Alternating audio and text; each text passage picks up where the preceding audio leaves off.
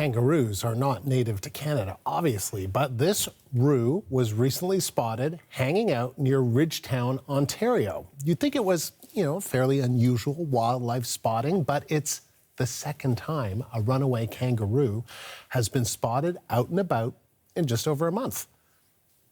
The CBC's Jennifer LaGrassa joins us now live from Windsor, Ontario. So, Jen, what happened?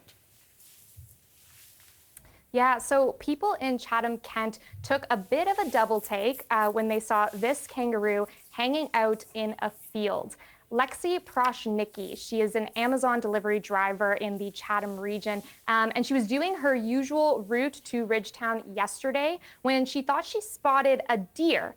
But then she told CBC News that she realized deer don't have tiny arms. So she actually pushed the brakes on her vehicle. She backed on up, and sure enough, it was a kangaroo that she was looking at. So she stepped out, she took a few photos. She says that there was people around in the area that also took some photos. They called the local zoo, and they also called police as well. Police arrived shortly after to capture the animal. Proshnicki told us that the animal did not look like it was scared, rather that it was just out for a casual stroll. Chatham-Kent police did tell residents yesterday that if they thought they saw a kangaroo, they were not hallucinating. So there actually was one out on the loose. Police say that the kangaroo got loose from Greenview Park and Zoo. That's in the community of Morpeth. It's now back home at the zoo. It's still unclear how long that kangaroo had been gone from its home, but CBC News did try to reach out to the zoo twice, and we've not yet heard back. Okay, so, but what's unusual about all of this is that this is the second time, right, in 5 weeks that a kangaroo has escaped from a zoo in Ontario. So what's going on here? Yeah, so experts in this field are telling us that Ontario doesn't have really strong regulations. So that's really what's part of the problem here. Here is some of the reaction from advocacy group, the World Animal Protection Canada. We've had 3 or 4 different escapes from different roadside zoos in the province. And luckily, again, it has been animals that aren't necessarily an immediate threat to the public. But again, next time it can be a tiger and a lion, and the situation will be very much more problematic. This is going to continue to happen until these roadside zoos are finally addressed and situations improve, or if these places are closed down.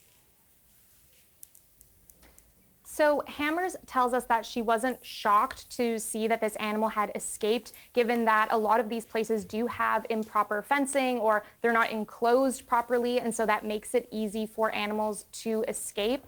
She says that, the cold temperatures outside mixed in with then a capture, all of that creates a very stressful environment for an animal and is concerning in this situation.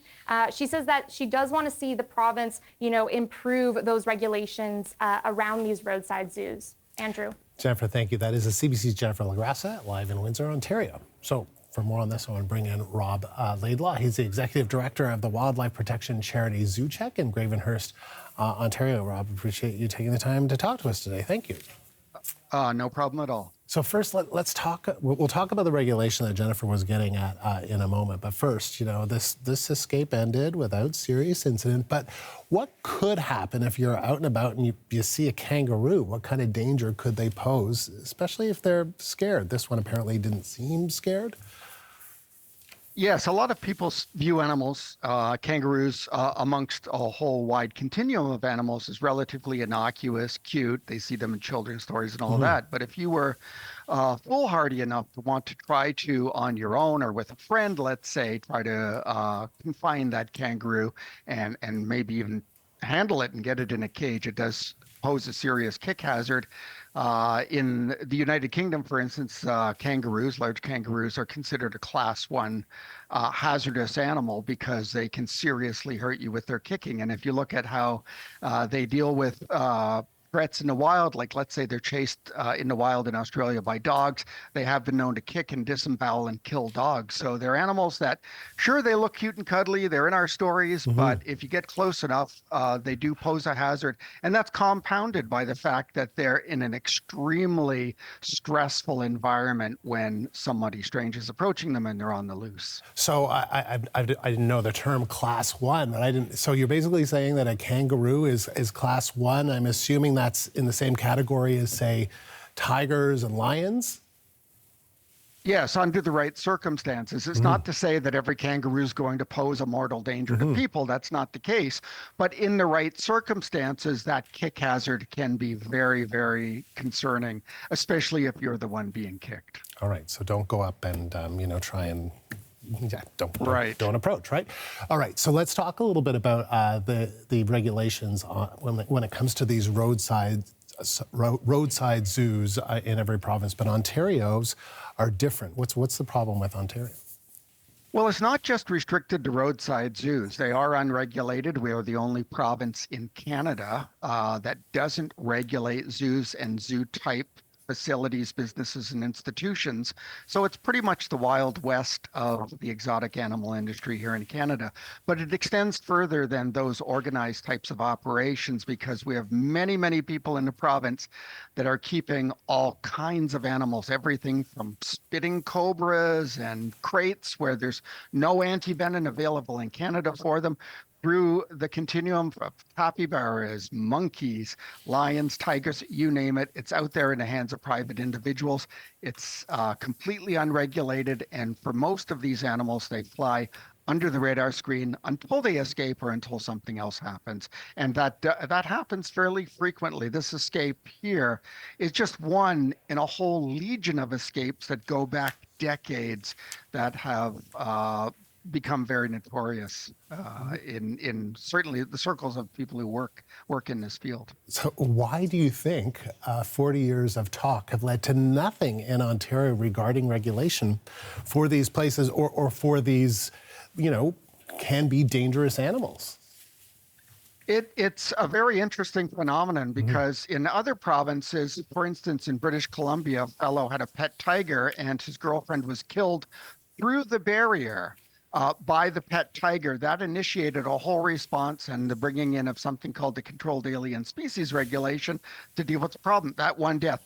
We've had deaths, we've had injuries, we've had children with their arms ripped off, we've had legions of escapes, all kinds of problems for municipalities. But I think what the core problem is that it's never been in this province a political priority. There's never been a premier or somebody well placed in government that said, it's the right thing to do. It's the right time.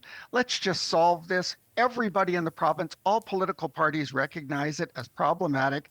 It's a problem for municipalities. It's a problem for residents where these animals are. It's bad for everybody, including the animals, but nobody has ever just said, let's do it and get it done. There have been close to 15 attempts with study groups and private members' bills and government legislation, and nothing yet has been produced anything that will meaningfully address this problem. It is still the Wild West in Ontario, and it's a crime. It really is. That's so strange. So in other provinces, can you give us an example of where it's sort of tightly regulated, and why did they think of it as a priority and it's not a priority here? Well, generally speaking, it's been seen as a public safety priority first and foremost, because a lot of the animals that are kept, and they include a lot of the animals I mentioned earlier that are innocuous, monkeys and kinkajous and all these creatures pose hazards to members of the public, as well as the obvious ones like lions, tigers, bears, and wolves.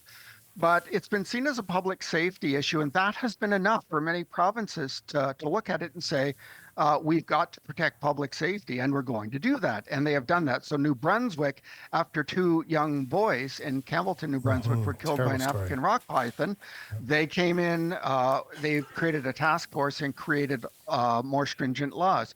The BC example that I mentioned, where the woman was killed by her boyfriend's pet tiger through a barrier, that was enough.